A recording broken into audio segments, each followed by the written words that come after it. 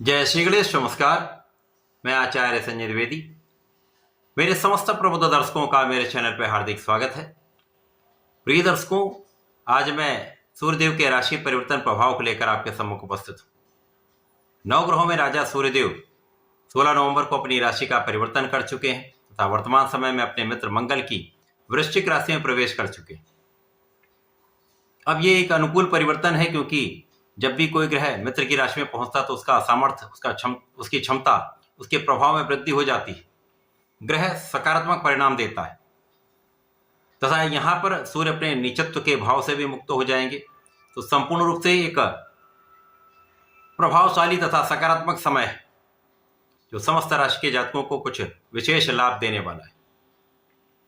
आज मैं धनु राशि के लिए सूर्यदेव के इस राशि परिवर्तन का किस प्रकार का प्रभाव प्राप्त होगा, किन भाव में वृद्धि होगी, इस समय में आप कितना लाभ ले पाएंगे, अथवा कहीं पर कोई समस्या तो उसका क्या निराकरण है, संपूर्ण विश्लेषण मैं पूर्ण तर्क के साथ करने जा रहा हूं।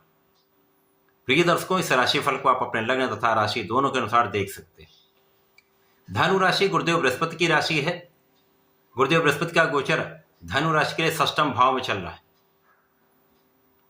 सूर्यदेव का जो राशि परिवर्तन हुआ है वो भाग्य के स्वामी होकर इनका गोचर आपके द्वादश भाव, जो कि व्यय का भाव है, वहां पर प्रारंभ हो चुका है। अब द्वादश भाव जो कि त्रिक भाव है, परंतु सूर्यदेव को किसी प्रकार का कोई त्रिक दोष नहीं लगता है। इसके साथ ही साथ यदि यहाँ पर अवलोकन करें तो सूर्य के साथ यहाँ पर बुध का भी गोचर चलेगा। तो सूर्य और बुध का बुधादित्य योग बन रहा है, परंतु ये द्वादश भाव का बुधादित्य योग होगा जो इतना प्रभावशाली नहीं माना जाता है, परंतु सूर्य का संपूर्ण प्रभाव आपको प्राप्त होगा। अब यहाँ पर बुध जो आपके कर्म क्षेत्र के स्वामी होकर गोचर कर रहे हैं तथा आपके सप्तम भाव के स्वामी हैं, तो भाग्य के साथ कर्म तथा सप्तम के स्वामी का गोचर द्वादश भाव में है। तो यहाँ पर जीवन साथी के साथ कुछ दूरी संभव है। कार्य क्षेत्र के कारण आना जाना अथवा यात्राएं संभव हैं।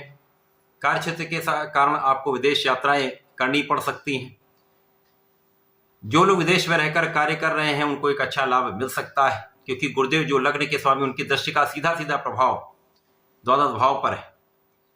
तो गुरुदेव जहां पर स्थित होते हैं उस भाव का तो नाश करते हैं, परंतु जिस भाव पर दृष्टि प्रभाव होता है उसका प्रभाव कई गुना बढ़ जाता है। तो यहाँ पर सूर्य पर और बुध पर इनकी दृष्टि का प्रभाव आपको ज्ञानवान, विवेकशील, धैर्यवान, संयमी तथा ज्ञानवान के साथ साथ बुद्धिमान बनाने वाला है।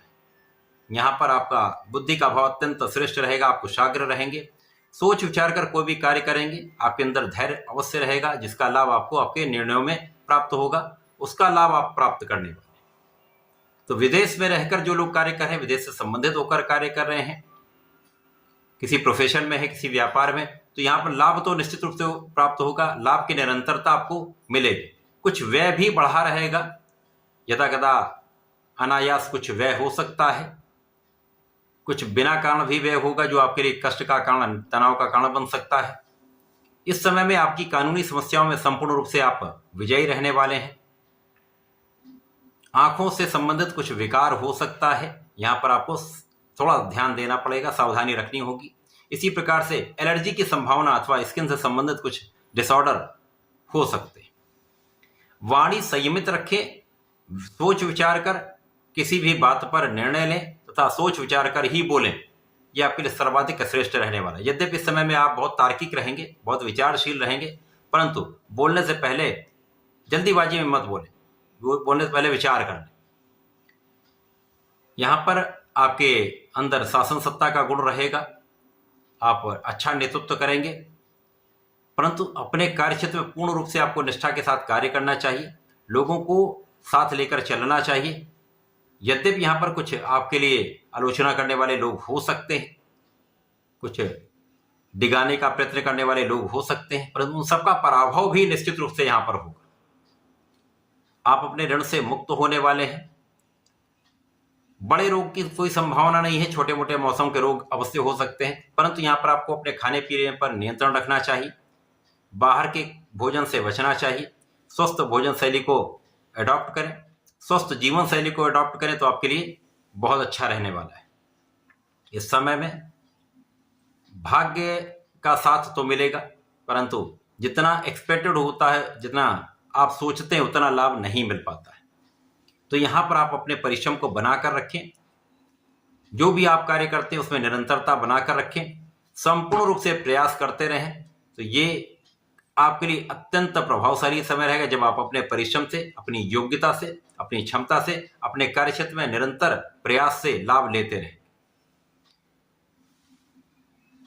जीवन साथी के साथ कुछ मतभेद की संभावना होगी, कुछ क्लेश की संभावना हो सकती है, अतः यहाँ पर संयम से, प्रेम से आपको चलना चाहिए। जो लोग नौकरी के लिए प्रयासरत हैं, अवसर चाह रहे हैं, जो लोग किसी नौकरी में हैं, वहां पर नए अवसरों की प्राप्ति करना चाहते हैं, तो यहाँ पर आपको अवसर प्राप्त हो सकता है। केवल कुछ प्रयास करने की आवश्यकता है। यदि आप प्रयास करते हैं, सही समय पर अपना निर्णय लेते हैं, तो आपको एक अच्छा अवसर यहाँ पर प्राप्त हो सकता है। इसी प्रकार से व्यापारिक भाव में भी आपको इन्वेस्टमेंट के पहले सोचना चाहिए। किसी भी बड़े इन्वेस्टमेंट को करने से बचना चाहिए। छोटे छोटे इन्वेस्टमेंट से आप अपने धन को बढ़ा सकते हैं। बड़े लाभ के लिए अचानक कोई निर्णय ना लें, क्योंकि जो शीघ्र लाभ देता है वहां कहीं ना कहीं हानि की संभावना भी अवश्य रहती है। परिवार के बीच में सामंजस्य बनाकर चलें, परिवार का सहयोग आपको प्राप्त होगा। इसी प्रकार से यहां पर सूर्य और बुध का संयुक्त प्रभाव आपके षष्ठम भाव पर है। तो जो लोग व्यापारिक भाव से ऋण लेने का प्रयास कर रहे थे, तो सरकारी संस्थाओं से अथवा अच्छी संस्थाओं से प्रयास करें, यहां पर कार्य सिद्ध हो सकता है। उच्चाधिकारियों के साथ मतभेद भुलाकर सामंजस्य के साथ अपने कार्य क्षेत्र में लगे रहें, लाभ आपको प्राप्त होता रहेगा। तो ये सूर्यदेव का राशि परिवर्तन धनु राशि के लिए बहुत बड़ा लाभ नहीं देने वाला है, परंतु यहाँ पर कुछ विशेष योग बन रहे हैं जो आपको लाभ अवश्य देंगे, जो भविष्य के लिए बहुत अच्छा करने वाले हैं। इस समय में आपको नियमित रूप से भगवान सूर्यदेव को जल देना चाहिए तथा गणपति जी की उपासना करनी चाहिए।